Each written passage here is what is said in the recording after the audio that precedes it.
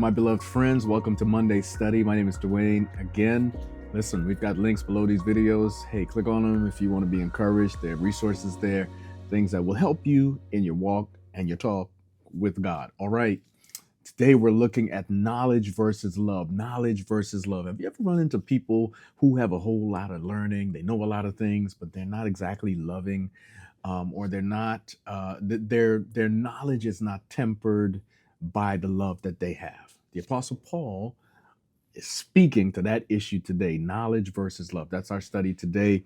And listen to this. This is 1 Corinthians chapter 8, verses 1. And it goes all the way to 13. But verse 1 says, now concerning things offered to idols. He's going to talk about things offered to idols, right? We know that we all have knowledge, right?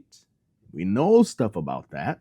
Knowledge puffs up, but love edifies, right? Knowledge puffs up. Knowledge tends to make the person who has knowledge feel like they got something over everybody else, right? Knowledge tends to puff us up, but we really don't really know very much.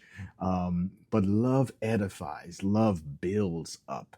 So the Apostle Paul goes on to speak about things being offered to idols and the fact that there are those who realize that, listen, I know that these idols are nothing. These idols are meaningless. These idols are, they don't have any power. So if something's offered to them and I eat it, it's no big deal. I know that it's nothing, that they don't really mean anything. So I could eat and do whatever I want. But Paul is concerned about the fact that our knowledge that those idols are nothing does not free us to do anything we want with that knowledge. Why? Because our knowledge can be an occasion for disunity based on how we use it within the church.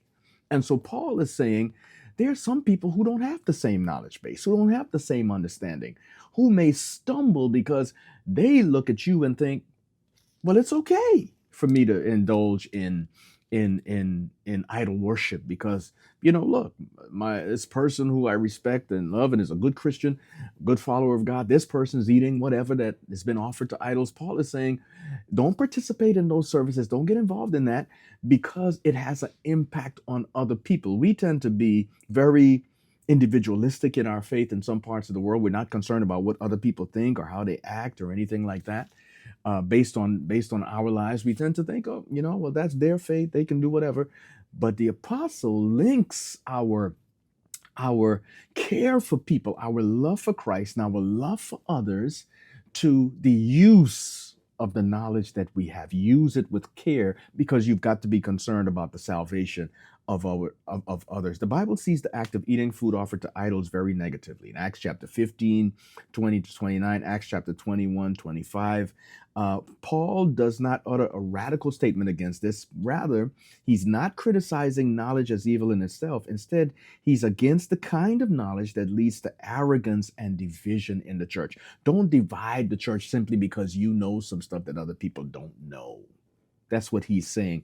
Act in a manner that exemplifies a love and respect for God. He is capturing, ironically, this Shema statement in Deuteronomy 6, 4, and 5, that we should love God supremely above even our own knowledge.